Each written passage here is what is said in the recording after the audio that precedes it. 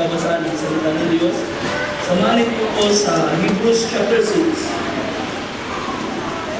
At kung nasundan ninyo ang ating paksa, ang ating series, Lessons from the Book of Hebrews, tayo ay natapos na sa pagkilala kay Kristo as the superior person. At nakilala natin siya na siya ay higit na dakila sa mga itinataas ang mga personalidad ng mga Hudyo. Papasok tayo sa pagkilala sa superior ministry ng ating Panginoon. Subalit sa bahaging ito ay bibigyan natin ng diin ang interim. No? So nagbigay ang author ng aklat ng Hebrews, nagbigay siya ng parang pahinga doon sa pagtuturo niya at bigla siya pumasok sa exhortation para sa mga mananampalataya dito sa ating text na mabasahin. Hebrews chapter 6. Ang ating paksa ay mag-cover sa Hebrews chapter 5 verse 11 hanggang verse 14 yan, and then chapter 6 verse buong chapter 6 ang ating cover sa mga. Pero ating basahin ay chapter 6 verse 1 and then verse 11 and 12. Sabi dito, therefore, leaving the discussion of the elementary principles of Christ, let us go on to perfection, not laying again the foundation of repentance from dead works and of faith toward God. So, laktaw tayo sa verse 11. And we desire that each one of you show the same diligence to the full assurance of hope until the end, that you do not become sluggish, but imitate those who through faith and patience inherit the promises. God will sa akin. Amen. Okay? Alright. Ang ating pagsasamagang ito ay tatawagin natin journey to perfection. The Christian life is a journey to perfection. Ang buhay Kristiyano ay isang paglalakbay tungo sa kasakdalan. At sa bagay nito ay gusto ko makita sa inyo mga kapatid na napakahalaga na ang mga mananampalataya ay hindi lang masiyahan na sila ay ligtas na, kundi magsikap na umunlad ang kanilang buhay Kristiyano hanggang sa makaabot sa tinatawag ng Bible na kasakdalan. Ang kasakdalan na ito ay hindi sinless perfection sa lupa, kundi ito ay nangangahulugan ng completeness, wholeness, isang kalagayan na kung saan wala nang kulang sa iyong buhay Kristiyano bilang isang mananampalataya. Hindi ibig sabihin walang kulang na hindi ka nagigipit, kundi lahat ng kailangan mo upang ikaw ay tumayo at mabuhay bilang anak ng Diyos, ay nasa iyo ang lahat ng mga bagay na gusto ng Diyos na makita at mag-manifest. Of course, hindi tayo magiging pare-pareho ng kalagayan sa lupa. Hindi tayo pare-pareho mayaman, hindi din naman tayo pare-pareho mahihirap. Hindi tayo pare-pareho ng sukat ng kaloob. Hindi tayo magiging pare-pareho ng trabaho sa katawan ng Panginoon. Ang iba ay kamay, ang iba ay paa, ang iba ay madaliri, ang iba ay mata, ilong, bibig. Subalit, lahat tayo ay dapat maging sakdal.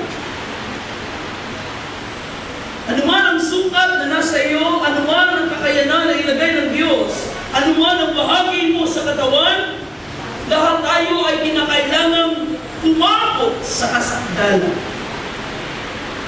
Sa isang kalagayan na ang lahat ng kailangan mo bilang isang mananampalataya at bilang isang anak ng Diyos at bahagi ng kaharian ng Diyos ay nag-manifest. At itong kasakdalan na ito ay kasama nito ang salita ng Diyos, pagkilala sa salita ng Diyos, pagkilala sa kalooban ng sa buhay natin, at kasama rito ang malawak na pag-unawa sa mga sitwasyon sa buhay natin, to the point na wala ka ng ibang hinahanap sa Diyos. Wala ka ng ibang hinahanap sa Diyos para sa buhay na ito, kundi ang buong buhay mo ay nakalaang lubos sa Panginoon lang. Makikita natin na si Jesus Christ ay tinawag ni Pablo sa Ephesians na the stature of the fullness. Sabi niya, tinawag niya si Jesus na the measure of the fullness. Ang sukat ng kasakdalan. At si Jesus ay walang ari-arian sa lupa. Si Jesus ay walang asawa, walang pamilya. Si Jesus ay kung sa sukat ng pananaw ng tao sa lupa, walang anumang ari-arian ng Panginoon sa lupa. Pero siya ang sukatan na siya ang standard ng perfection. Ganyan niyo? Siya ang standard ng perfection. So, ang kasakdalan ay hindi susukatin sa pamagitan ng mga bagay na mayroon ka sa material, sa panlabas na kalagayan, kundi kung ano ang ginawa ng Panginoon sa buhay mo at kung ito ay naglubos na nahahayag sa buhay mo bilang isang Kristiyan. Now, napakahalaga ng bagay nito mga kapatid, at mapapansin natin na sa sulat na ito, sa aklat ng Hebrews, ang author ay nagpahinga sa pagtuturo, nagbigay ng post.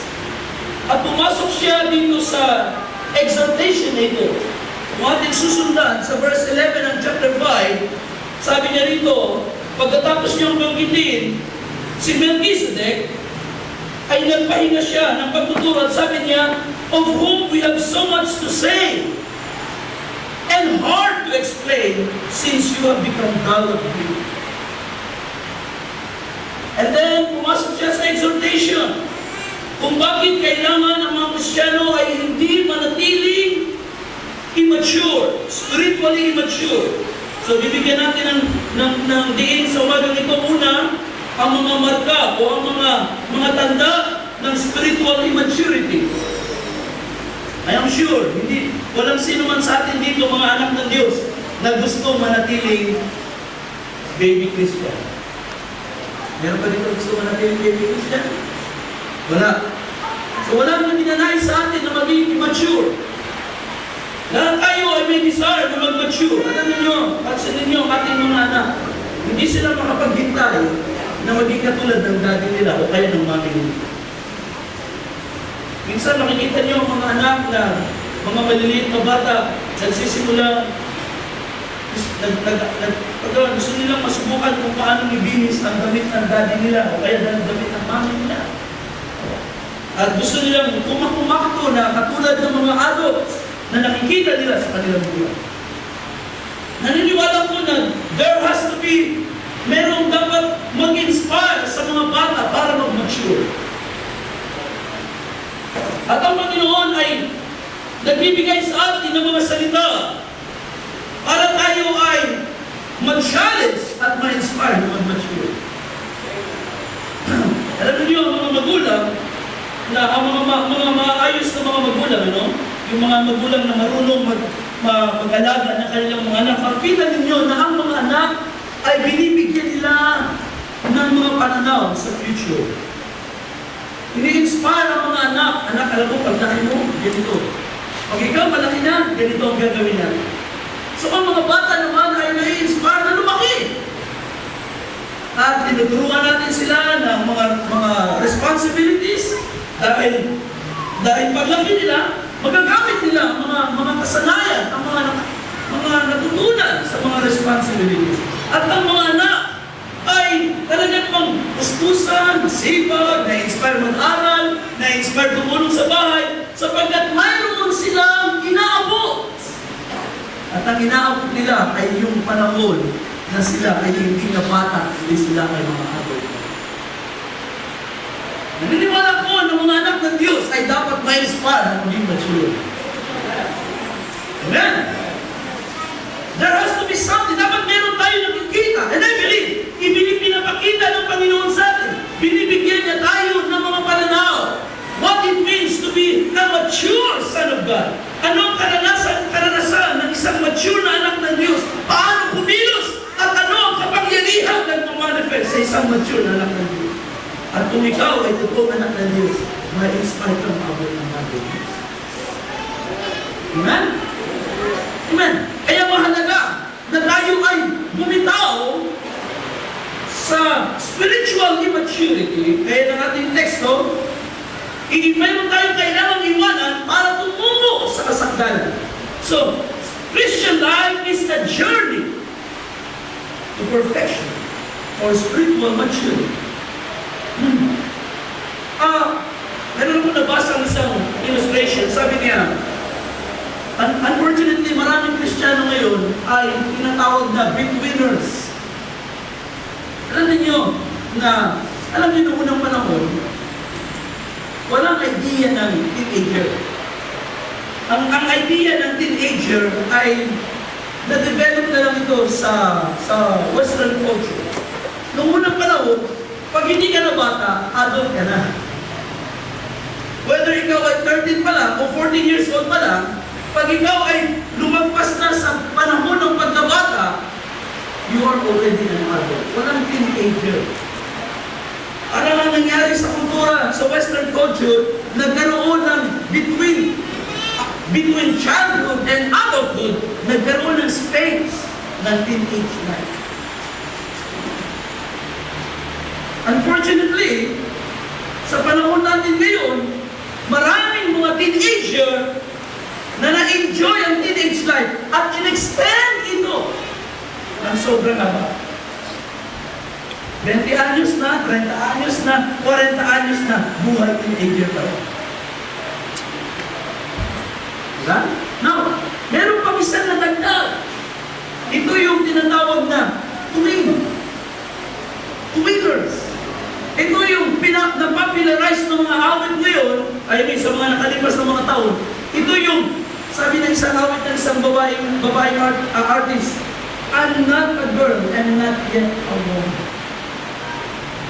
So, kung siya ay responsable, kung siya ay maarte, at kung siya ay responsableng bata, dapat daw intindihin siya dahil hindi na siya bata, pero hindi pa siya woman. At itong mga psychologists sa Western culture ay nag-create ng panibagong age bracket. At ito yung tinatawag na betweeners. Ito yung lumalabas na nasa dulo na ng childhood, pero hindi pa teenager. So it's another gap. Another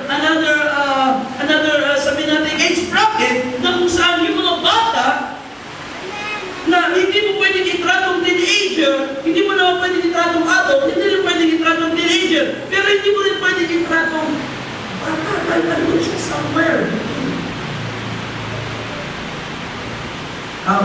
Sinasabi ko lang yan sa inyong mga kapatid para malaman natin kung anong klaseng spirito ang umiikot sa ating kaluluwa.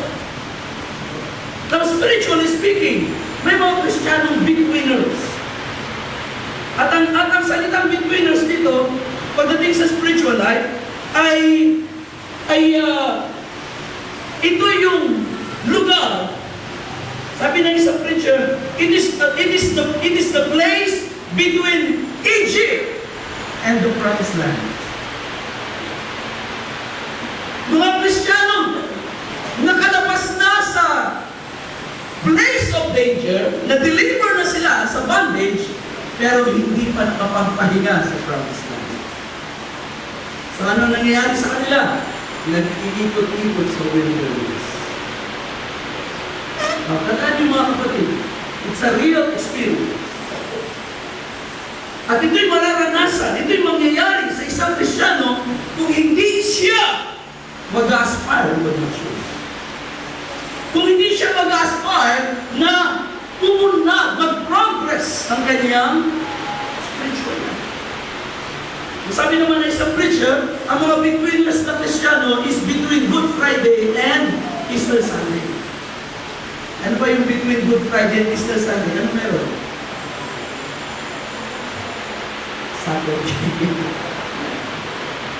Ano ibig sabihin nun? Naligtas na sa kasalanan, nabayaran na sa krus sa kanyang mga kasalanan, pero hindi pa nabubuhay, hindi pa lumalakad sa bagong buhay ng resurrection. Naniniwala na sila ligtas na namatay si Kristo para sa kanila. Inapply na ang bautismo sa pangalan ni Kristo, apparently, naiwan sa Saturday, between Friday and Easter Sunday, dahil ayaw lumakad sa bagong buhay ng resurrection life. So ano ang saysay na si Kristo ay nabago sa krus kung hindi tayo makakaranas ng kapangyarihan ng pagkabuhay ni Kristo? Yan yung Pilipinas. At isang araw, nag-send ako ng message sa mga magigawan natin. I believe it's about time na maging malinaw sa mga mananampalataya. Paano ba natin ma-identify ang isang mature na Christian? Ito ba ay nakikita sa bilang ng taon? Ito ba'y nakikita sa ginagawa nila sa church? Ito ba'y nakikita sa contribution nila? Ito ba'y nakikita sa mga awit nila? Ito ba'y nakikita sa kanilang involvement sa ministry? Paano ba natin dapat ma-identify ang isang mature na mananampalataya? Siguro naman, mayroong standard ng Bible sa bagay niya. Diba? May standard ng Bible sa bagay niya. And I believe it will help you. No, kung ito ay makikita natin, siguro one time ilalakad natin yan i-list down natin para magkakaroon tayo ng nabuhay na kaabot na baka sa nabuhay. At kung hindi pa, wala kang dapat ikahiya. Ang dapat mong maramdaman, ma-inspire. Hindi ka dapat mahiya. Dapat kang ma-inspire. Ang isang ligtas ay walang dapat ikahiya. Amen? Sapagkat nang ikaw ay niligtas, ibig sabihin, mahalaga ka sa Diyos. Pero kung hindi ka pa nag-mature, well, dapat kang ma-challenge, dapat kang ma-inspire na makaabot sa standard ng salita ng Diyos. Amen.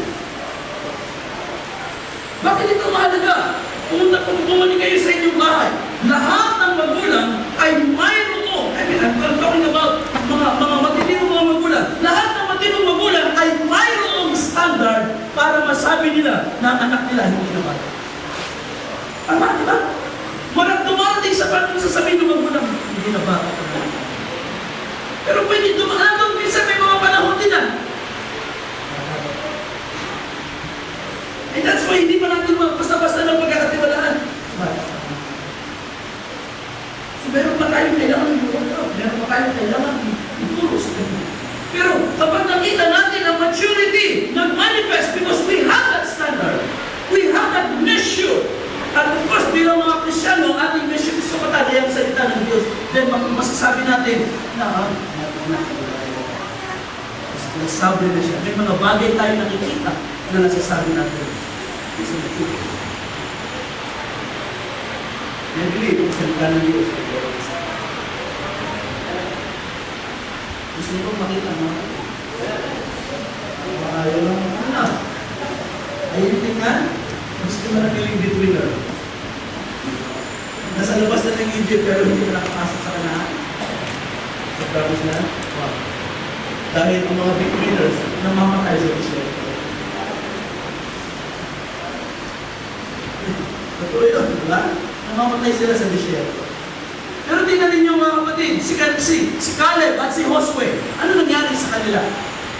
12 spies, pare-pareho sila nakakita ng mga gawa ng Diyos, pare-pareho nilang nasaksihan ng promised land, nakatikim ng parehong pagkain, nakaranas ng parehong mga experience. But all of 12, dalawa lang ang nagsabi, sugod tayo. Naniniwala ako na kapag ibinigay niya ng Diyos sa atin, mapupunta ito sa kanila.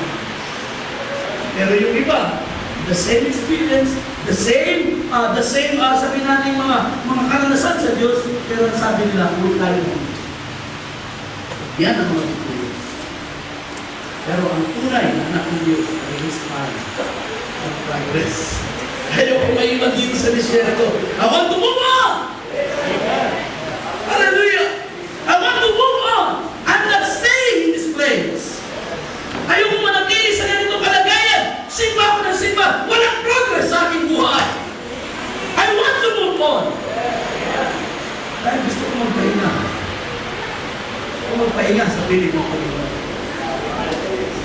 Glory to God. The marks of immature, spiritually immature. And then, makikita rin natin ang panawagan to spiritual maturity at ang mga dahilan kung bakit kailangan tayo mag-progress sa ating spiritual. Now, dito sa unang bahagi, balikan natin ang Hebrews chapter 5. Sabi dito sa verse 11 and 12, of whom we have much to say and hard to explain, since you have become dull of hearing. Okay, verse 11 muna. You have become dull of hearing. Now, dito sa kalagayan nito mga kapatid, pansinin niyo ang mga palatandaan ng spiritual immaturity. Number 1, dullness toward the Word of God. Okay? So, itong salitang dull, kumbaga sa kutsilyo ba ay mapurun. Dull of hearing. Now, ang idea rito ay hindi yung idea mapurun, although pwede na natin gamitin ang kahulugan yan. Pero ang Greek word nito ay, ang ibig sabihin ay tamad. Sluggish, slothful. In fact, itong salitang dull sa verse 11 ay kapareho ng salita sa Hebrews 6 verse 11, and we desire, verse 12, that you do not become sluggish. Sa Tagalog ay ang salin diyan ay makupat, mabagal, makupat. You do not become sluggish. So itong dull sa 5:11 at ang sluggish sa 6:12, it's the same word. Alright? So ito'y may kinalaman sa pagiging makupad sa salita ng Diyos. Ang isang spiritually na hindi mature na Kristiyano ay tamad sa salita ng Diyos. Na pag sinabi natin tamad sa salita or dull of hearing, tamad sa pakikinig ng salita, pwede natin itong tingnan sa tatlong manifestation. Una, kakulangan ng pag-respond sa salita. At ito hindi lang patungkol sa pagdating sa panahon ng pangangaral. Ito may kinalaman sa pag-a-apply, sa pag-meditate natin sa salita ng Diyos na ating narinig.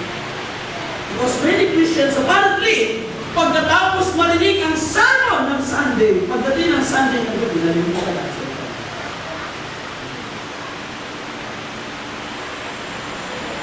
Nalimutan ang salita ng Diyos. Mas maalala pa nila yung baduy na nasuot ng isang kapatid. Mas maalala pa nila yung awit na wala sa tono. Mas maalala pa nila yung mga sabihin natin mga counting commotions sa loob ng church. Mas maalala pa nila yung masakit na mga sermon na maririnig, pero yung mensahe ng salita. Dull of hearing. Yan ay palatandaan ng isang immature na Kristiyano. And I don't know kung paano kayo mag-respond sa salita ng Diyos after Sunday service. I don't know what you do pagdating ng hapon, pagdating ng gabi, and throughout the week. Pero isa lang sisiguraduhin ko sa inyo, you know this, kung kayo ay madaling makalimot sa mga salita ng Diyos na inyong naririnig at hindi kayo nagre-respond sa mensahe ng salita ng Diyos, you know this. Then you know you are dull of hearing, then you know may immaturity sa buhay niyo. Dull of hearing means lack of response to the word. Number 2, it means lack of interest in understanding the word. Ano ibig sabihin ng lack of interest in understanding the word? Meron tayong narinig na salita, hindi natin lubos na maintindihan, pero pinalagpas natin yung opportunity para i-discover yung hindi mo naiintindihan. Meron tayong hindi naiintindihan, pero pinalagpas natin, hinayaan lang natin lumipas. Ay, hindi ko naiintindihan sa kanila. Bakit hindi mo pag-aralan? Bakit hindi mo saliksikin? Bakit hindi mo tanungin ang Panginoon? Bakit hindi ka magtanong sa manggagawa? Sa salita na hindi mo naiintindihan? Dahil kung ikaw ay nagtatanong, may mga bagay na of course, hindi tayo lahat nakakaintindi sabay-sabay. Pero makikita makita niyo ang response ng mga tao. Makikita niyo kung sino lumalago. Pag may hindi naintindihan, nagsasalisa.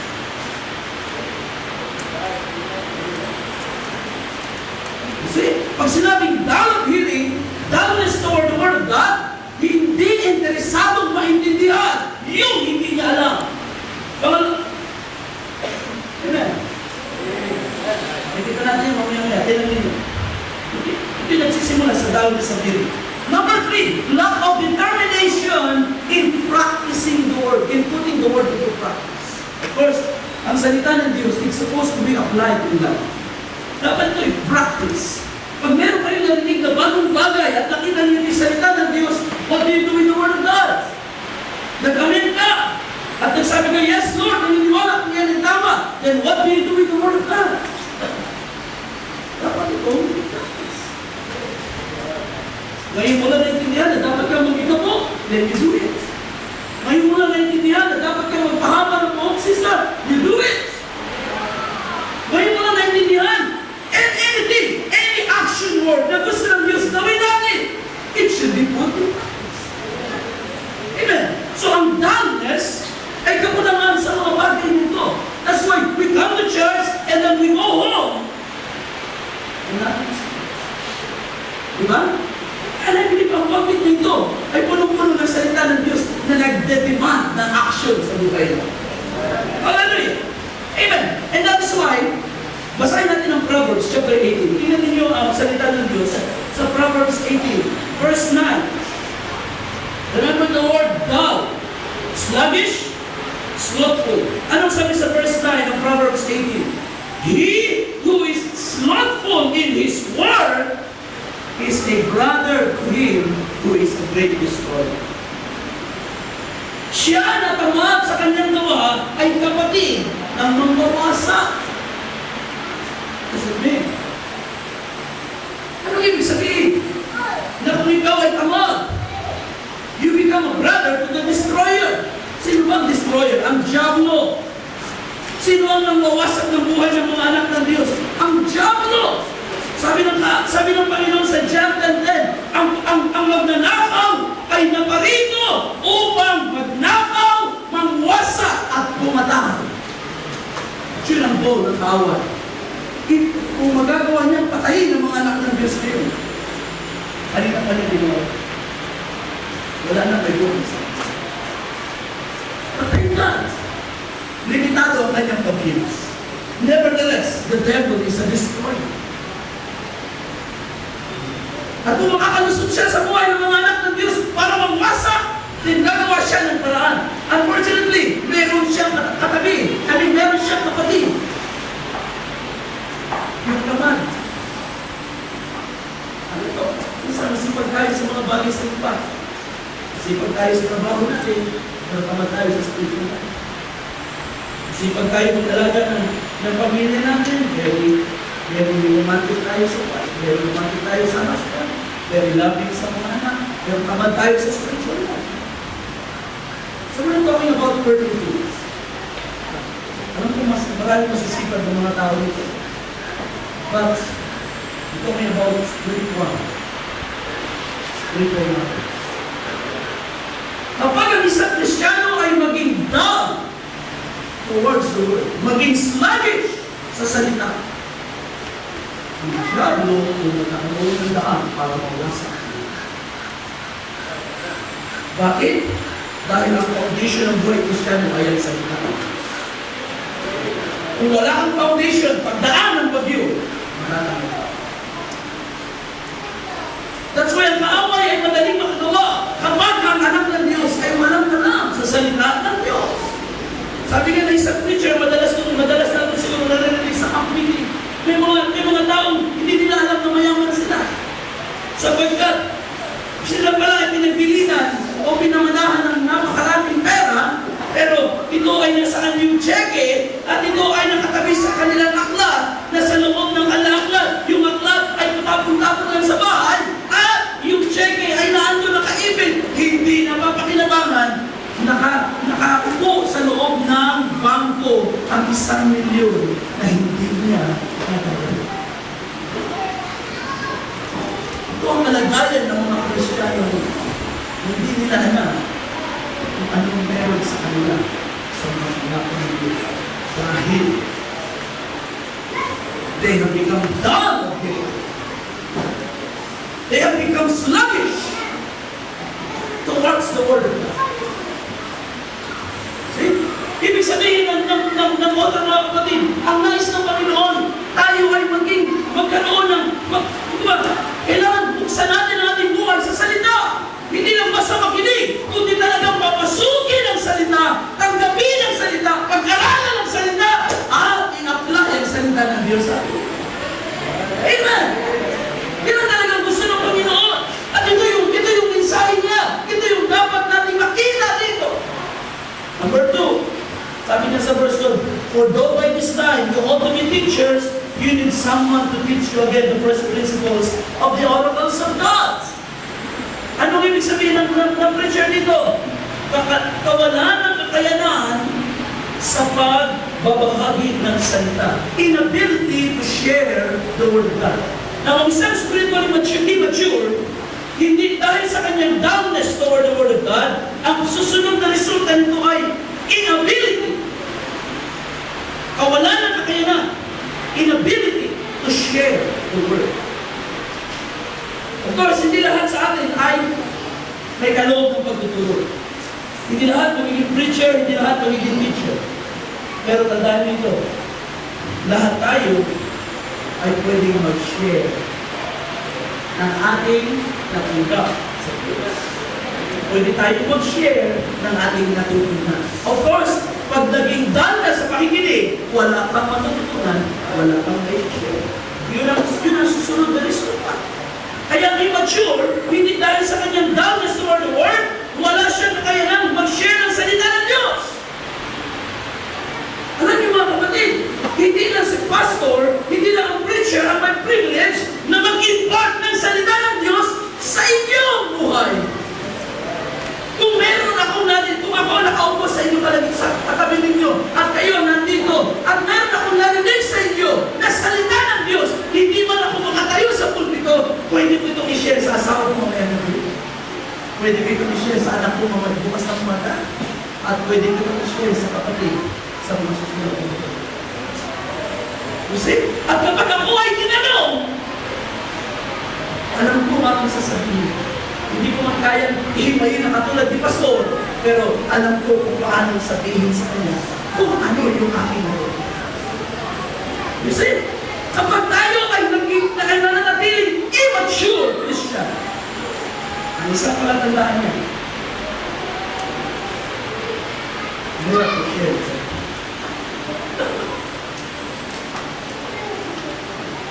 Magugulat kayo. Pag kayo tinanong ng isang kapatid, ano natin mo? Ano naintindihan mo? Ano bang ibig sabihin ni Pastor? Kanina, sa ganitong bagay. Ang immature, walang masasabi. Ewan ko, kasi alam ko, hindi ako. Alam ko, natawa ako.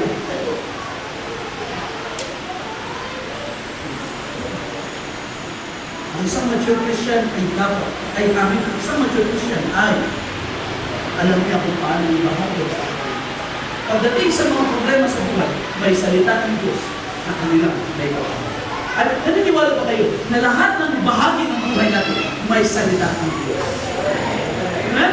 Personal, family, economics, at kung ano pa, kahit mga crisis sa buhay na ito, o mga damdamin o ano man, may salita ng Diyos. So ng Diyos magpatsyon tayo para ma-share natin ang mga salita na yan.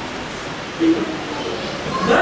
Pangatlo, sabi dito sa verse 12 pa rin sa dulo, and you have come to need milk and not solid food.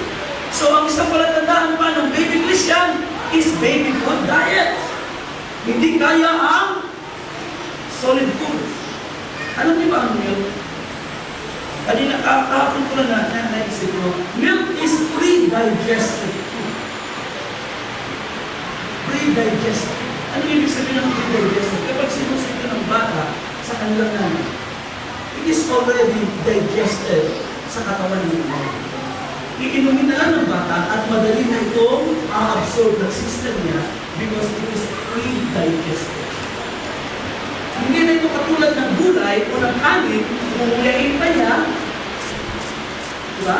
Tapos lalakasin sa sikura, then dudurugin sa sikura, medyo matagal ang process. Milk is already digested.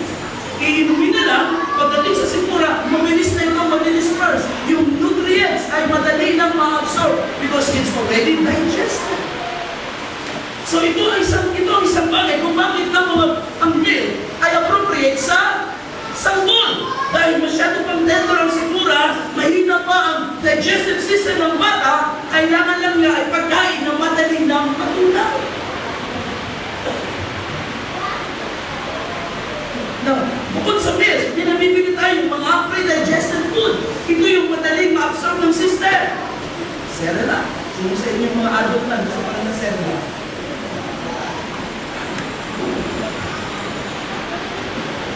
Ayaw kumain ng karne. Serela.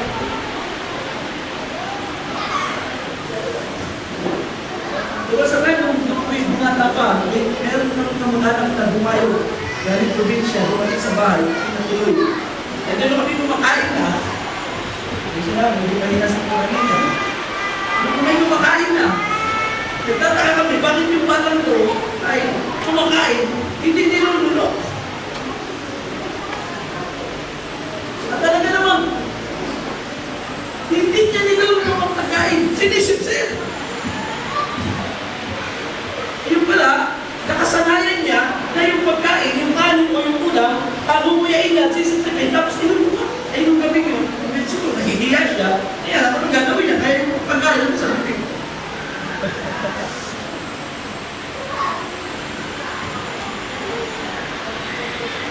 Ano nangyari? Hindi nasanay mag-digest.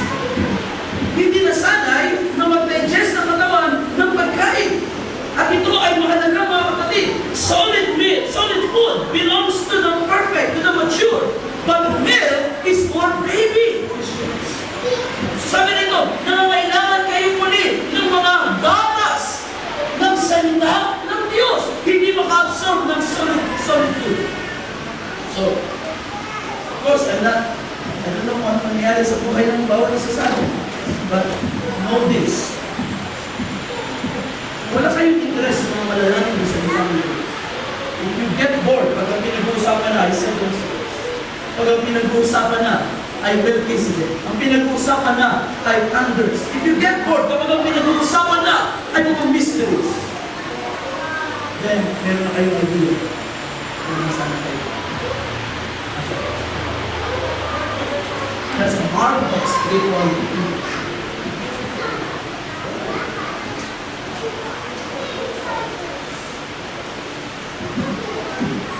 Sabi ng preacher, kapag na-discern niya na ang congregation ay hindi handa para sa mga malalalim na pagtuturo, ano gagawin niya? Madi-discern niya na ang mga tao sa loob ng church na ito ay maybe Christian ito mga ito. Babalik tayo ngayon sa gatas ito.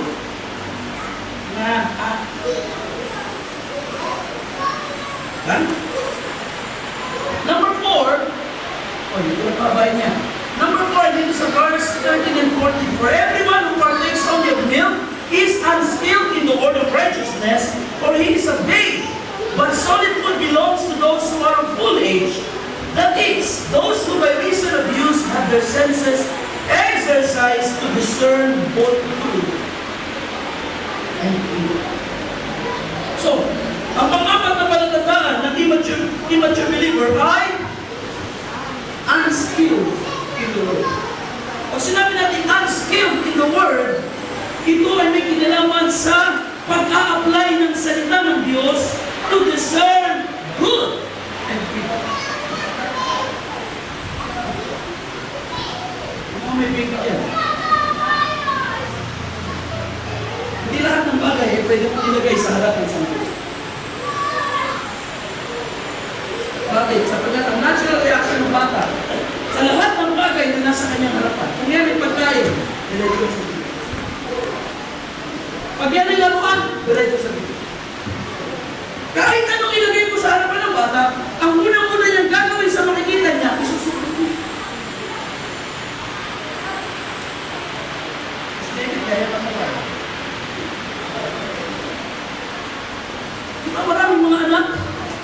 Ano tayo mga anak? Dahil nabisi tayo sa trabaho sa bahay, nagpupo na dyan, nahawakan niya. Wala siya na lang doon. Diba? That is a sign of immaturity. Hindi niya pa nadidiscern ang good and evil. Bakit? Dahil hindi niya alam kung paano gamitin ang salita. Kapag anumang bagay na makita, subo. Anumang bagay na marinig, subo. Anumang bagay na kanya masabing maganda, subo. Kaya minsan diba? No overfed. O kaya naman namamanmoris. O kaya naman na i-infeksyon. Nalalason. At kung ano-ano nangyayari. Dahil kahit ano na lang na marinig o makita o masabi natin maobserbahan, nagre-restart na. That is good. Pero tingnan niyo ang mature Christian. Pinifilter ang lahat ng bagay ng salita. Diba? Anong sabi niya sa preacher nung nakaraang Wednesday? Many Wednesdays ago. Whatsoever things are good, noble, of good report, if there is any virtue, if anything is praiseworthy, meditate on these things. So hindi lahat ng bagay ay ipasok mo sa isip mo. You have to filter it with the Word of God. Ano bang sinasabi ng salita? And that's why sabi nito, kapag ikaw ay mature na, matadigest mo ang matitigas na pagkain ng salita dahil sanay ang iyong spiritual life na i-filter ang mabuti at masama. Na-practice mo ang pag-discern ng good and evil sa buhay. Hindi lahat ang narinig mo.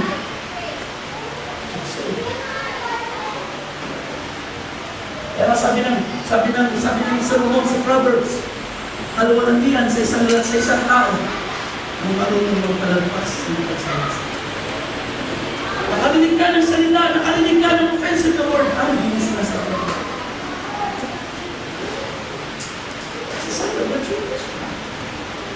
Hindi mo agad pas, hindi mo agad i-observe. Kaya yung natulang ako. Kaya yung Diyos. Kasi kung ano mga sinasabi ko, hindi mo agad yung natulang. You have to feel that. I-apply mo lagi ang salita. Hindi mo napansin? Sabi ng author, senses. Ang mga senses daw ay na-exercise. Ano ba yung senses? Sense of seeing, sense of hearing, sense of taste, sense of feeling, sense of smell. Bakit senses ang ginamit dito? Sapagkat itong 5 senses, ito ang ating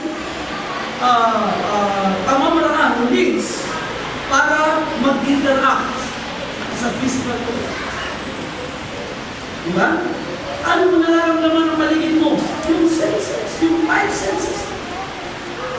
Paano ka nagre-react sa mga balita, sa mga awit tugtog? Paano ka nagre-react sa pagkain? Paano ka nagre-react sa mga events sa paligid mo? 5 senses.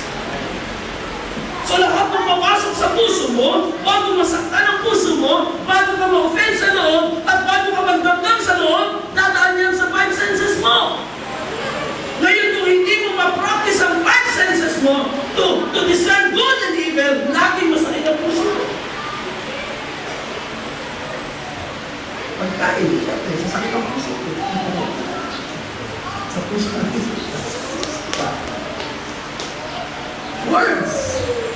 Or mga actions ng mga tao. Pag hindi mo yan na-filter, yung senses mo, absorb lang agad ng absorb.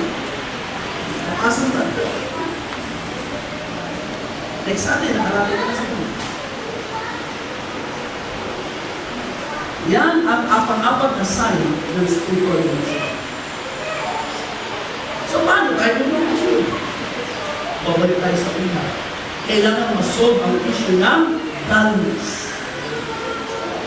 Kailangan ma-solve, paayos muna ang issue ng sluggishness to the religion. Sapagat ang buhay natin ay umiitok sa Word of God. Everything is in the Word of God. Everything is by the Word of God. We feed on the Word of God. Ang faith natin ay mag-grow sa salita ng Diyos. Faith comes by hearing, and hearing by the Word of God. You see? So we walk by faith. At saan nakayo ang faith mo? Sa Word of God. Ang faith ay shield of faith, di ba? So saan mo yan? Saan tinibay ang shield of faith mo? Sa Word of God. Therefore, kailangan masun sa buhay mo ang issue ng dullness sa salita. Dahil kung maluluntas ito, mga brother, sister, then ang pagmamature ay hindi mo. Dito sa chapter 6, verse 1, therefore, leaving the discussion of elementary principles of Christ, let us go to it. Nang salitang go, let us go. That's one word. It means to be curious.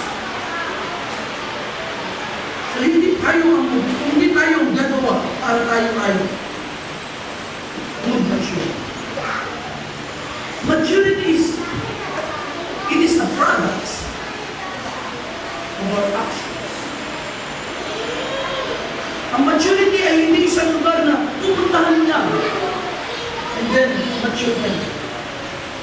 It is going to be a result. Ito'y magiging resulta ng iyong experiences sa salita. Ito ang magiging resulta ng iyong encounter sa salita. How you respond to the Word, how you apply the Word, how you understand the Word of God, ang resulta nito ay ang progress ng iyong spiritual. Walang iba. And that's why sabi ng author, leaving the discussion, let's go. Let us be carried into perfection. So paano tayo papasok sa perfection? Kailangan natin muna bitawan ang pabalik-balik ng mga fundamentals. Ibig sabihin, it's about time na magsimula kang ulitin ng matitigas. Hindi yung excited ka lang pero ang teacher ay nag-exhort ng God is good, God is our friend, God is anything. Pero pag nagsimula na, mga kapatid, pag-aralan natin ang circumstance. Ang hirap pagsalisip yan. So it's time na magsimula kang leaving the discussion of elementary. It's time na pagpasok mo sa church, mag-expect at mag-pray the Lord.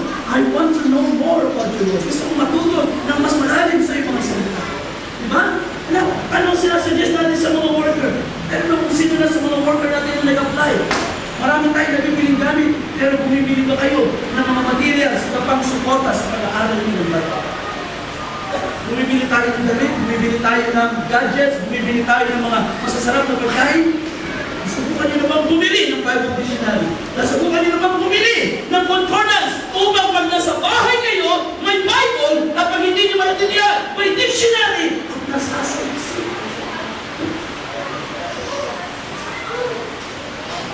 Kung kayo,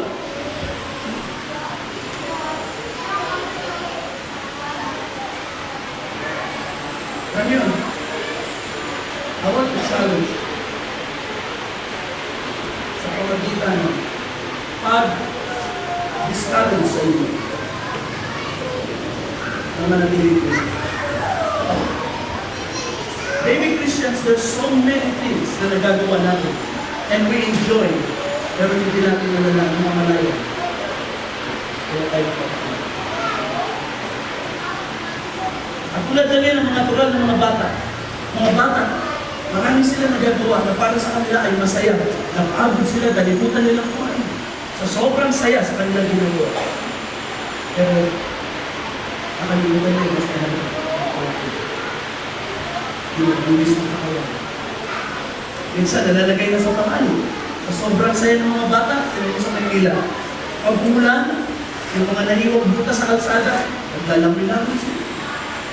Sobrang saya, hindi alam yung dangerous. Ilang bata na sinipsip ng kanal, ang imbog na dahil sa naglalamoy, sinipsip pa pasok ng kanal. Nakita sa kabila. They don't know the danger. They don't know na may mga aksyon na kahit masarap sa kanilang pakiramdam ay wala.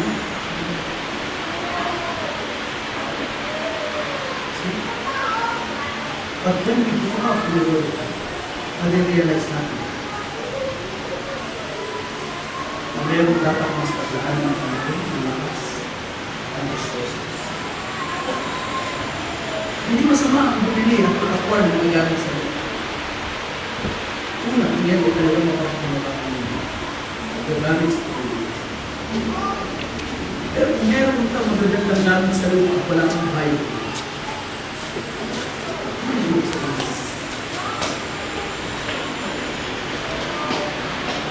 Hindi ko lang magamit mo. Hindi ko alam kung meron kayo sa pangit.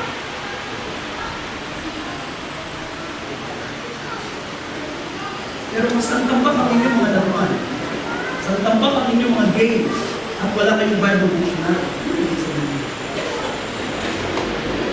marami kayong mga DVD, marami kayong mga Blu-ray na pinapanood araw-araw o kapag may mga content, pero wala kayong gamit sa church kapag aaral ng salita. What does that make of you? Ano magiging resulta nito sa buhay natin?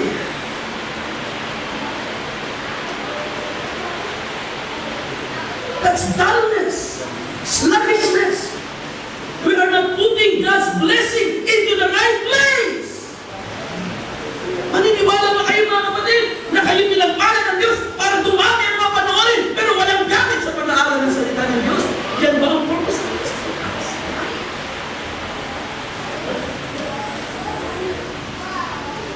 We do not judge people dahil sa mga properties nila.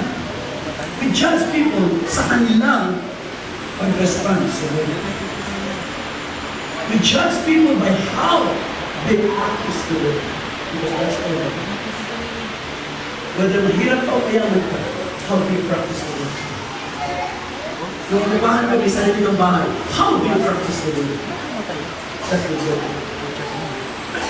And if you want to mature, kung gusto mo lumagpas doon sa childish na mga buhay Kristiyano, and to move up to perfection, then may mga bagay kang dapat bitawan. Sabi ng author, leaving the principles, the elementary principles. So ibig sabihin, hindi ka na, kailangan bitawan mo yung kasanayan mo lang sa mga fundamentals ng Word of God. It's about time you focus, you invest on learning the deeper things of God.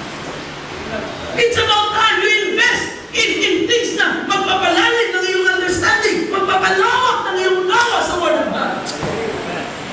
Leave the basic principles. I'm saved. I'm baptized. I'm healed. I have new life. That's good. Pero sabi ni Paul, leave the basic principles. Let's move up to perfection.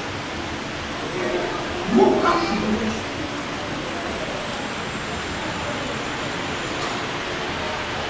You say, be carried to perfection. So yung maturity na yan, yung boldness na yan, ay hindi makakating habang tayo ay sanay lang, ay nababawad lang sa mga gatas at hindi nag-i-invest sa mga malalalim na mga bagay ng salita ng Diyos. No. There is no boldness. Pangalawa, so pag sinabi natin first principles, we're talking about fundamentals of the gospel or basic Christian beliefs. And then in verse 1 and 2, nagbigay ang author ng mga halimbawa ng fundamentals. Anong sabi niya? Not laying again the foundation of, number 1 is repentance from dead works. Number 2 is faith toward God. Number 3, doctrine of baptism. Number 4, doctrine of laying on of hands. Number 5, doctrine of resurrection of the dead. Number 6, doctrine of eternal judgment. Okay, imagine mga kapatid, these are basic principles. Judgment. Basic principles. Resurrection. Fundamental. Laying on of hands. Repentance from dead works. Faith toward God. Baptism. These are basic principles. So marami pa ng mga basic principles. Ang Bible, na mahalaga, of course, because they are foundation, pero hindi dapat tayo mag-stay at hindi. What are greater words in the religious ang kailangan lang makawala tayo sa damis.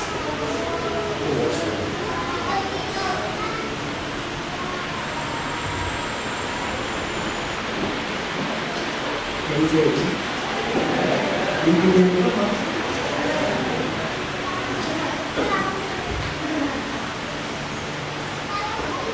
Okay, I'm just running out.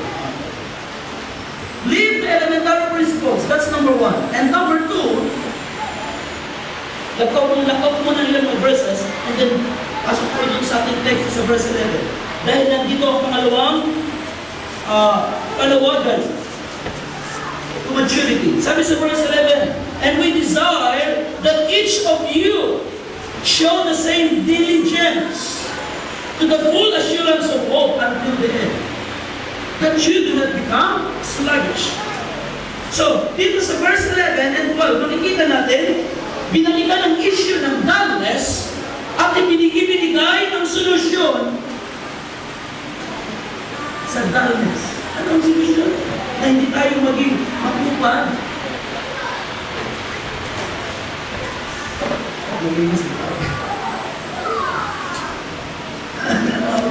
Ang pagiging masipag, hindi automatic na nangyayari. Kung minsan, kailangan tayo hinahin, kailangan tayo motivate, kung minsan, kailangan tayo warningan. Kung minsan, kailangan tutupan ng tayo. Diba? Para sa tayo. Ano, minsan, maraming kailangan ng motivation para hindi automatic ang kasipagan. Ay, tell mo, ang katawan natin, ay pinanganak na tao. Totoo yan. Ang kasipagan ay maaaring may mga taong ikas na masipag, pero hindi yan ibig sabihin na lumaki silang masipag mag-isa. Mayroon nagmamotivate sa kanila. Minsan ulang, minsan mag-pressure sa buhay, at minsan ito yung internalization ng mga sitwasyon at nagpapasyon. Pero there has to be a motivation. There has to be a motivation.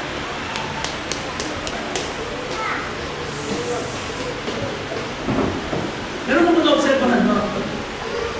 Tingnan niyo inyong kamay. Ang inyong kamay ay hindi ito likas na tuwing. Pag nirelax ng inyong mga daliri, bumabalik.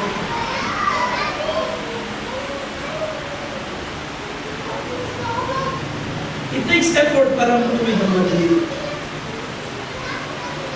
I-relax mo. Okay. Kaya pag ikaw magsundalo, takes effort para tumuwid.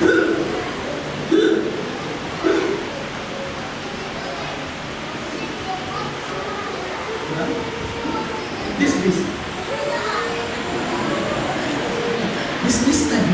Huwag ka kasi. At nakikita natin ang natural tendency, ang fallen condition ng ating kamay. Kaya ang magiging masipag ay hindi natural. We have to be motivated. And I pray na ma-motivate tayo ng salita ng Diyos. Ma-motivate tayo ng maturity. Ma-motivate tayo ng mga naghihintay sa mga blessing at mga gawa ng Diyos. We have to be motivated. That's why sabi ng author, sabi niya, and we desire that each of you show the same diligence. I-demonstrate na ninyo ang kasipagan, diligence, pagsisikap. Para ano? Para hindi kayo maging makupad. Kundi, sabi sa verse 12, gayahin, imitate those who through faith and patience inherit the promises. So hindi ka ba natin in-betweener? Naalala niyo, binasa natin kay Moses, di ba nakakalungkot yung palagayan ni Moses? Dahil sa disiplina ng Panginoon, ipinakita ng Diyos kay Moses ang promised land, pero hindi niya nakikita. Hindi niya na-enjoy. Tingnan mo lang sa pumamatay ito. Tingnan mo lang. That's a satisfaction. Diba? Pero tingnan niyo, what gusto ng Panginoon? Ipinapakita sa atin ang promise na ang tunay na kapahingahan, ang gawa ng Diyos noon, ang fullness na gawa ng Diyos sa buhay natin kapag tayo nag-mature at ipinamotivate tayo na salita. Live the principles.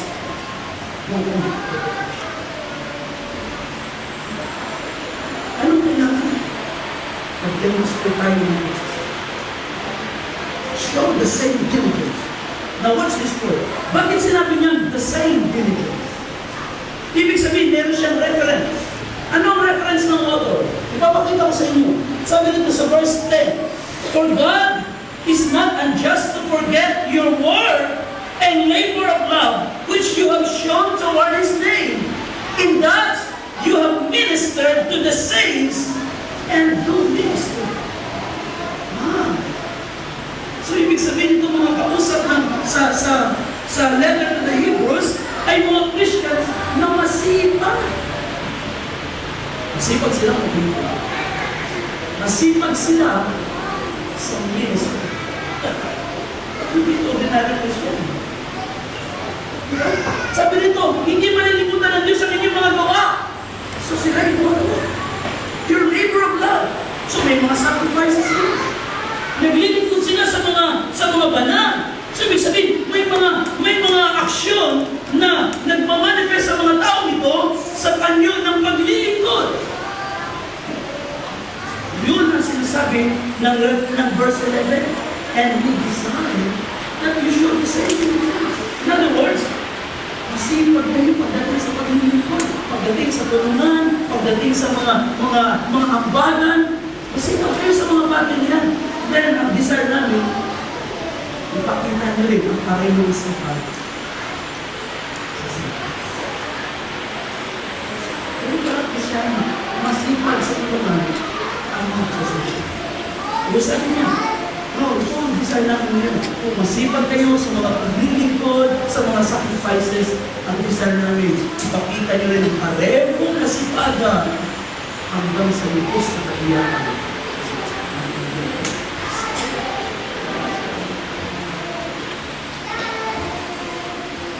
So it's a case of Martha.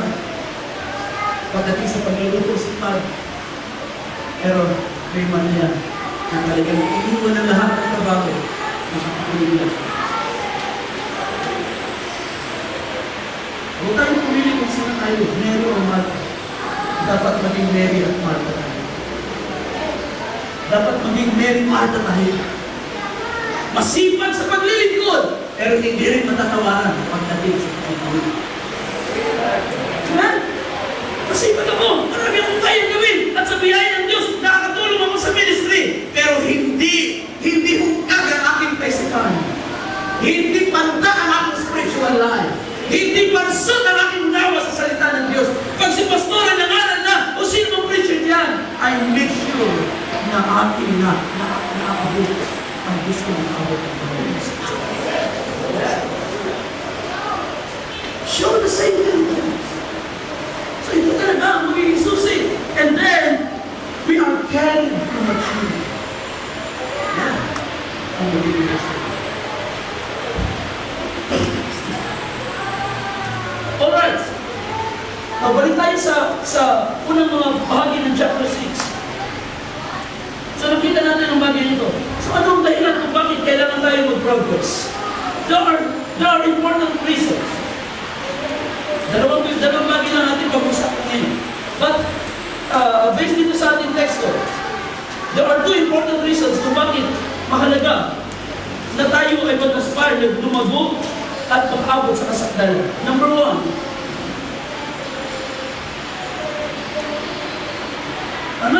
ay upang hindi tayo mahuli.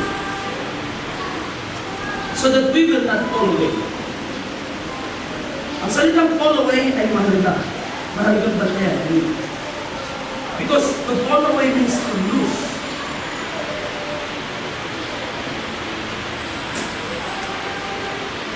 Mawala ka sa isang magandang kalagayan. Mahuli. Mapahapon. At makikita natin, pagkatapos sabihin ng author, let us go on to perfection, not laying again the foundation. At sabi niya sa verse 3, gagawin natin ang mga ito kung lulubin ng Diyos. So, babalikan natin ang mga fundamentals kung papahintulot ng Panginoon. Mga bagong believer, mayroong evangelism, fundamentals, balikan natin yan. So, yun ang sabi ng author. Pagdating sa verse 4, mapapansin natin, verse 4 hanggang verse 8, ay naglagay siya ng isang Pwede natin sabihin ito ay hypothetical case study. For it is impossible. Okay? Hindi niya sinabing kayo. Kundi ito'y isang case study na kanyang inilalatag sa mga believers. Tandaan ninyo na ang mga kausap niya, of course, ang ina-address niya rito ay mga ligtas na, mga believers at mga ligtas na. At naniniwala tayo na ang tao ay hindi mawawala ang kaligtasan sa kanya. Sapagkat ang kaligtasan ay gawa niya. Hindi nawawala ang kaligtasan, mga kapatid. So, ito ay case study. At dalawang bagay na imposible ang makikita natin dito. Gusto kong basahin muna natin. For it is impossible for those who were once enlightened and have tasted the heavenly gift and have become partakers of the Holy Spirit and have tasted the good word of God and the powers of the age to come, if they fall away, to renew them again to repentance. Okay, so medyo mahaba yung sentence kasi, pero ang ibig sabihin dito ng motor, imposible na maipanumbalik sa pagsisisi ang isang tao na nakatikim na ng lahat ng mga bagay na gusto ng Diyos ipatikim sa kanya bilang ligtas at pagkatapos pa pa. It is impossible.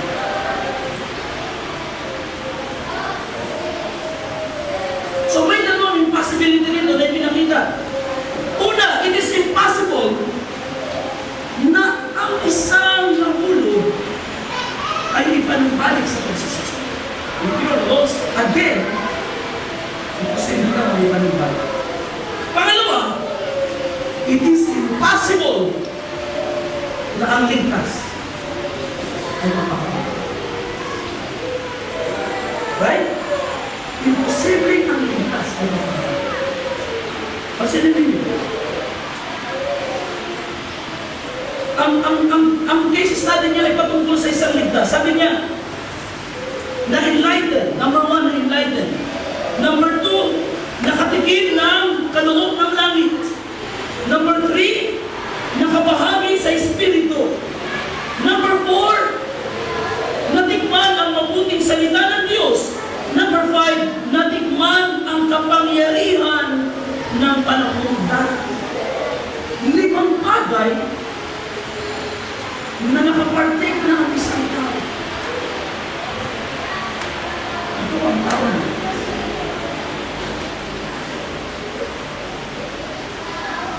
So, paano siya muli?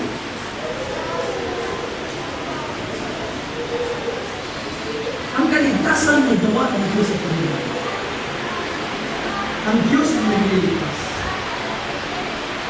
Ang ating nagagawa ay mag-respond sa kaligtasan sa pamagitan ng pananampalataya. And even then, walang sisipon na pananampalataya sa puso natin. Kung hindi natin narinig ang Ebanghelyo. So para marinig mo ang Ebanghelyo, kailangan ipadala ng Diyos ang kanyang mensahero o mga ngaral sa buhay. So gawa pa rin ito ng Diyos. That's why salvation, we are saved by grace through faith and not of works. It is the grace of God. Tingnan ninyo, kung ito'y gawa ng Diyos, hindi na tayo pwede mapahamak kapag tayo ay naligtas. Ibig sabihin, natikman mo ng Espiritu Santo, nabaptize ka ng Holy Spirit, natikman mo kapangyarihan darating, nakabahagi ka sa kaloob ng langit, na-enlightened ka. Lahat ito ay mga palatandaan ng isang nakaranas ng kaligtasan at naunawaan mo ito ang plano ng Diyos at Panginoon.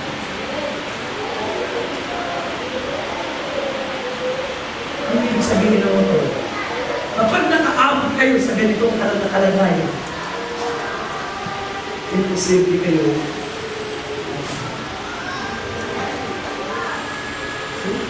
Imposible kayo. Because it is impossible. Imposible rin naman na ang Diyos ay gagawa pa ng another means of salvation dahil lang napahal. Ibig sabihin, sapagkat Sapagkat ang Diyos hindi nagagawa ng isa pang paraan para magligtas. Isa lang ang Savior, isa lang ang saving work ng Diyos, wala nang pangalawa. Pag ito na mismo, tapos na. And therefore, para hindi na maulit ang ginawa ng Panginoon sa cross, binigyan ng Diyos ng guarantee. Once you are saved, you are saved. You see, once you are saved, you are saved. And that is why, kailangan natin mag-aspire na mag-mature to the full assurance of salvation. So ang kaligtasan ay hindi lang yung ikaw ay nakalabas ng Egypt. Kailangan makapasok ka rin sa promised land. Hindi ka nagligtas dahil nahugasan ka sa kasalanan noong Friday. Kailangan ma-resurrect ang bagong buhay sa Easter Sunday. If you are betweener, masasabi mo bang ligtas ka? Kita niyo ang Israel. Nakalabas ng Egypt pero hindi nakapasok sa promised land. Ano nangyari? Betweener. Napahamak sila sa lisyon.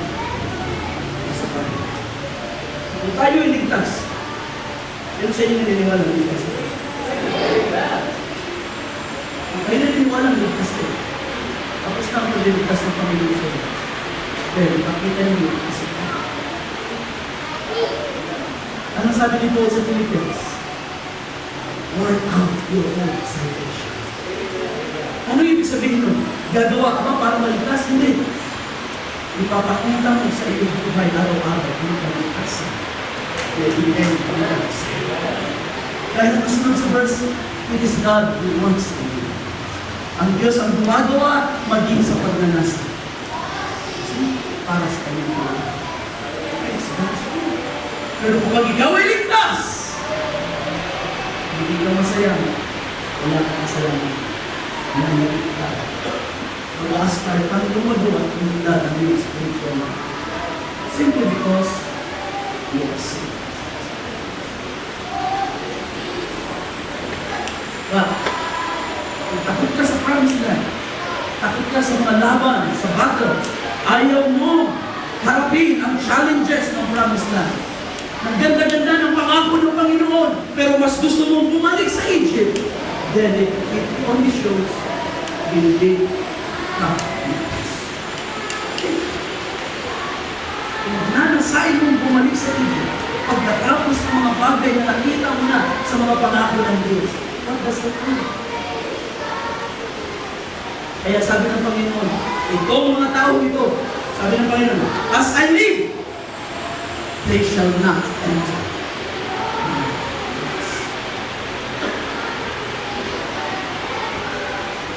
Kaya bilang ang taon, 2 years na sila nagta-travel from Egypt to Kadesh Barnea. 2 taon na. Sabi ng Panginoon, okay, Kadesh Barnea tayo. Ayaw niyo pumasok sa promised land? Sige, you will not enter my rest. At sa yung 40 days na pag-spy ng 12 lalaki, for every day, I will give you 1 year. So, mula Kadesh Barnea, stay pa sila sa wilderness ng 38 years para makumpleto yung 40 days equivalent to 40 years. Sabi ng Panginoon, you will not enter. Kaya mga kapatid, kung minsan, nag-iisip natin, tagal na pagbabalik ng Panginoon. There are only 2 reasons. 3 reasons. Una, may tamang panahon ng Diyos. Pangalawa, may ililigtas pa. Pangatlo, parang kaya kailangan maligtas.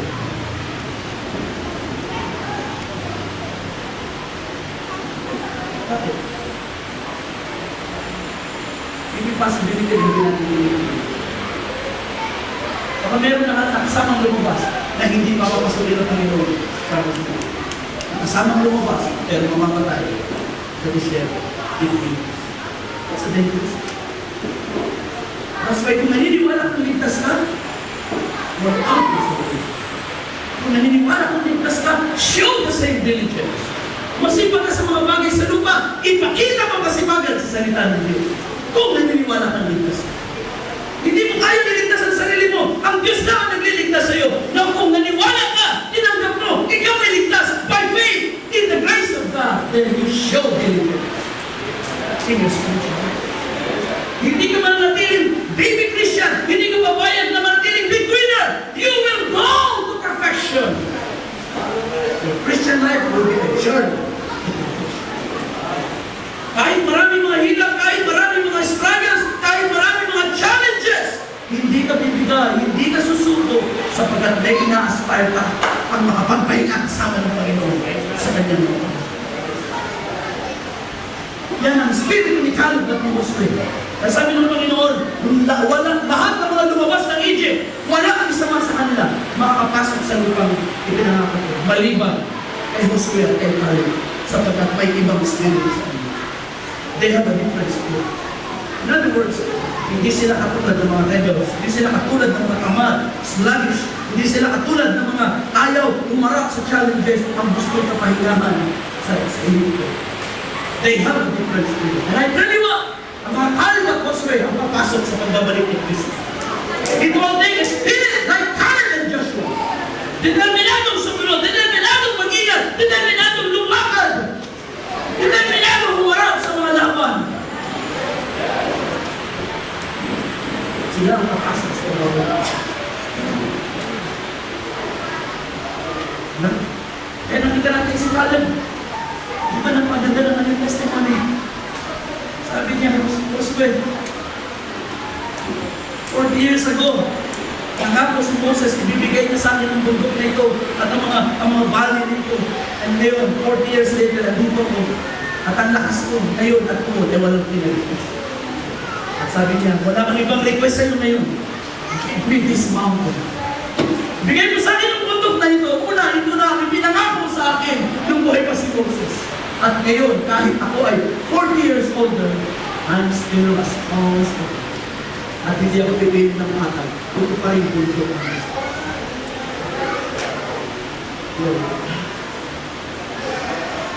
Kaya di ba napaganda ng awit?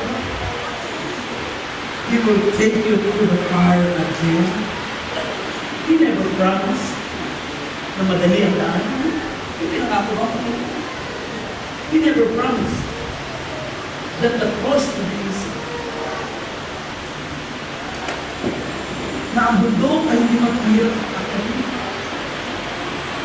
hindi siya nangako ng tagumpay na walang laban.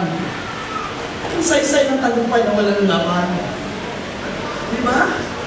Kahit kayo pumasok sa Olympics, nanalo kayo by default dahil nagkasakit yung kalaban nyo.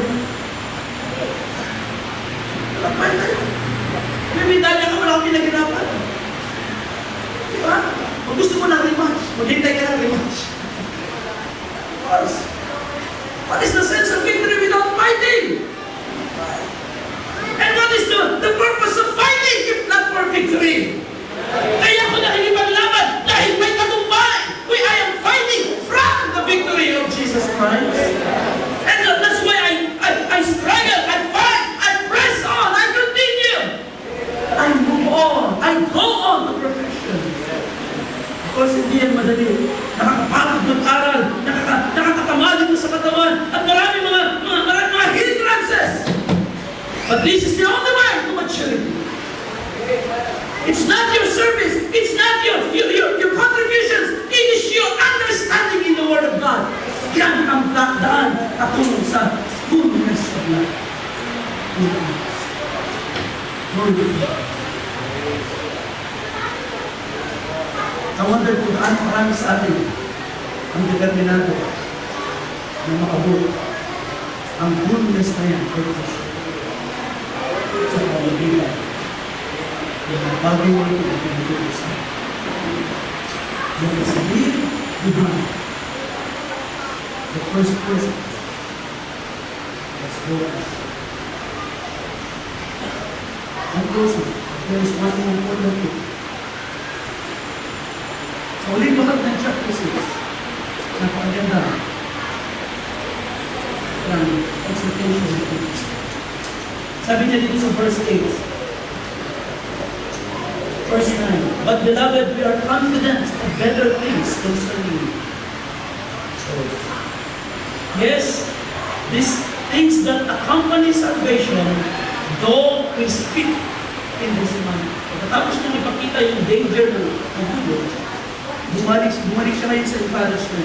Sabi niya, I'm confident na kayo ay ligtas na. I'm confident of better things. Ibig sabihin, ito ang aking pag-asa na hindi ito mangyayari sa inyo ang mga gulo.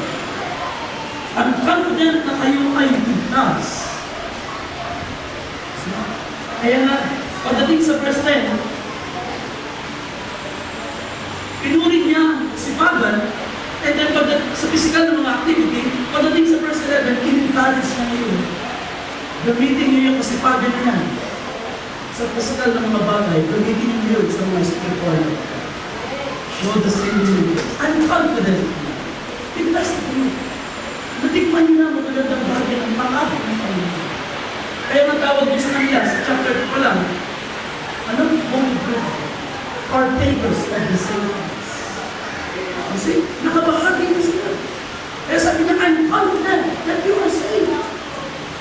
Kaya sabi niya, ang kailangan nila, i-transfer niyo din yung sipag sa lamang, transfer niyo yun sa kasipagan, sa mga spiritual na bagay. You see? To the full assurance of hope until the end. Na huwag na kayong maging makupad, kundi tularan. Kung kayo na example, ay maghanap kayo ng pattern sa buhay niyo. I'm sure you have. Mga anak, meron kayong nanay, meron kayong tatay. Sure, imitate them. Kayahin niyo ang sipag nila. Kayahin niyo ang determination nila na tumayo sa pangako ng Panginoon at maging aktibo kahit na humihina na ang katawan. Sabi ng preacher ng Wednesday, pagkawa tumihina ang aming pagkataong labas, ang pagkataong loob ay palakas ng palakas. It is renewed day by day. Kailangan niyo sila. So, gumawa kayo ng pattern. Sabi niya, and then imitate them. Sino? Sila na na-claim ang pangako sa pamagitan ng pananampalataya. God, it is. And then ang verse 18, 13 hanggang 20 ay nagpapakita sa atin ng gawa ng Panginoon. Pinakita niyo ulit na ang inyong kaligtasan ay hindi nakadepende sa inyong pagkakas. Hindi ito ang pagkakas. Sabi niya dito, for when God made the promise to Abraham, because he could swear by no one greater, he swore by himself, saying, surely blessing I will bless you, and multiplying I will multiply you. And so after he had patiently endured, he obtained the promise. So si Abraham ay isang halimbawa ng faithful and patient. Natanggap niya ang promise na anak. For men indeed swear by the greater, and an oath for confirmation is for them an end of all dispute. So God, determining to show more abundantly to the heirs of promise the immutability of His counsel, confirmed His promise by an oath. So that by two immutable things, in which it is impossible for God to lie, we might have strong consolation who have fled for refuge to lay hold of the hope set before us. So, ipinapakita nito ng author si Abraham as an example of faithfulness and patience. At natanggap ni Abraham ang promise na anak. Bakit? Because nanatili siya sa pananampalataya. Pangalawa, nagdi siya. At nagbunga ang kanyang pananampalataya ng titis dahil ang Diyos ay may pangako. In fact, may dalawang bagay na pinakita dito. Two immutable things. The promise of God and the vow or the oath of God. Nangako siya kay Abraham at nang si Abraham ay naging faithful pagdating sa pag-offer kay Isaac, doon ang Panginoon nagbigay ng personal oath. Surely blessing, I will bless you. Ang sabi ng Biblia, ang Diyos ay sumumpa sa kanyang sarili. So nangako siya, that's his word. And then, binigyan niya ng oath of God. Ang dalawang bagay na ito, ang darating na mayroon, mapapala, ang nagtitiis. Bakit tayo nagtitiis? Bakit nagtitiis sa mga tao sa mga panahon? Bakit ang mga unang believers na tiyaga? Bakit tayo ngayon kailangan magtitiis? Dahil ang magtitiis na ito may bunga. Ito ay sigurado dahil ang nangako ay ang Diyos. At ang Diyos hindi sinisira ng promise. At ang promise ng Diyos ay may kasamang sumpa. Isinumpa niya sa kanyang sarili. He made an oath, friends. Para ano? Para tayo na magtitiwala sa Kanya. Ayun. Brothers and sisters, hindi madali ang mag-mature. Pero may garantiya. Hindi madali ang mag-mature. Pero may garantiya. Kapag may garantiya, may garantiya. Ang garantiya ay ang pangako ng Diyos. Ang sumpa ng Diyos. Ang garantor,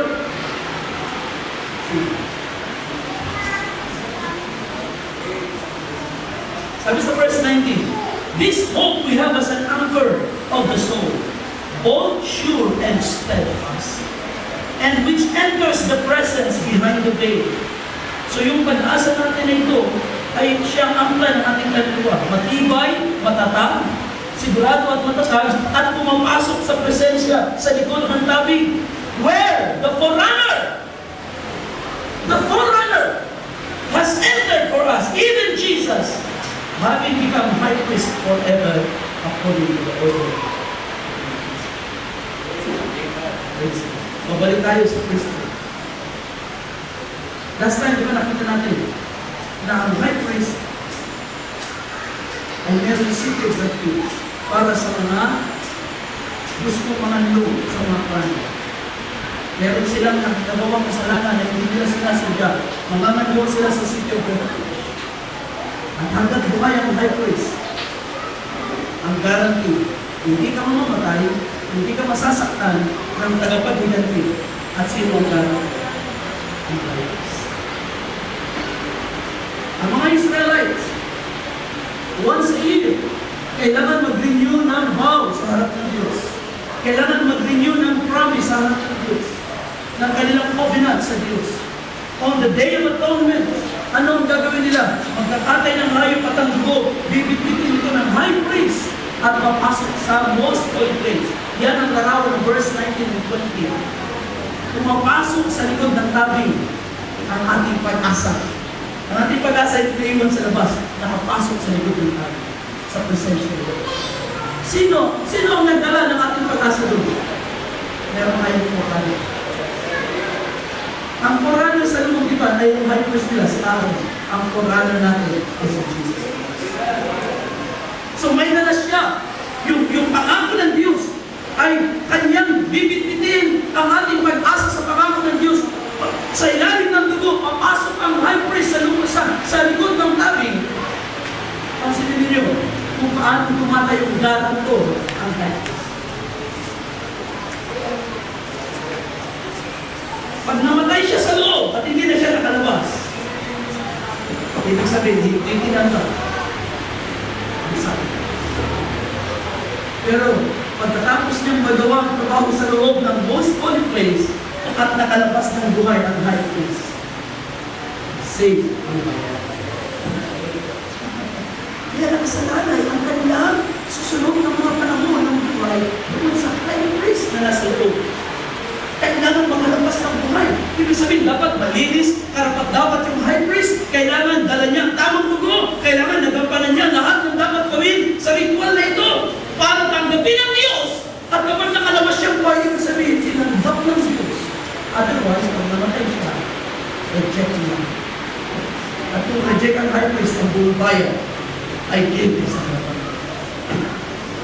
Praise God. Ang ating forerunner sa Jesus Christ. He is a priest forever. After the order of Melchizedek. Hindi siya patay. Sabi niya sa Revelation, I am he who was alive and was dead. And behold, I am alive forever. Yan ang ating guys. Amen! Ang guarantee ay ang dugo! Ang promise! Ang guarantor ay si Jesus Christ. Paano mo masasabing sigurado ang kaligtasan? Sigurado ang mga pangako. Dahil buhay ang ating guys. He lives forever. Para sa atin.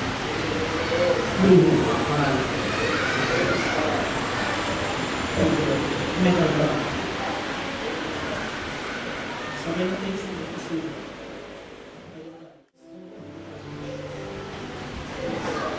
Sama-sama natin ulitin. Away ko sasabi, Lord, lift me up. And let me stand or free. And yours. Gawin natin ito. Gawin natin isang panalangin ng ating puso. Nagsasabi, Lord, huwag mo hayaan maiwan ako sa baba. Itaas mo ako, Panginoon. Itaas mo ako, Panginoon, sa iyo, sa iyo.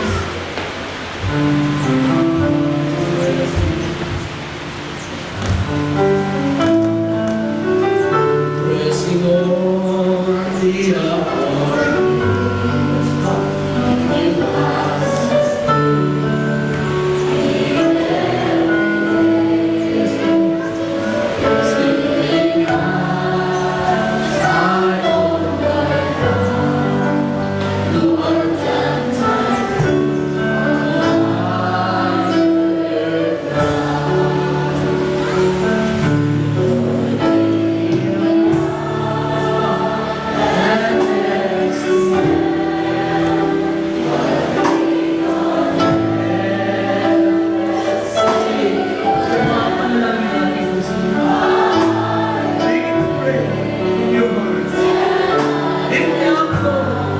I want to see, Lord.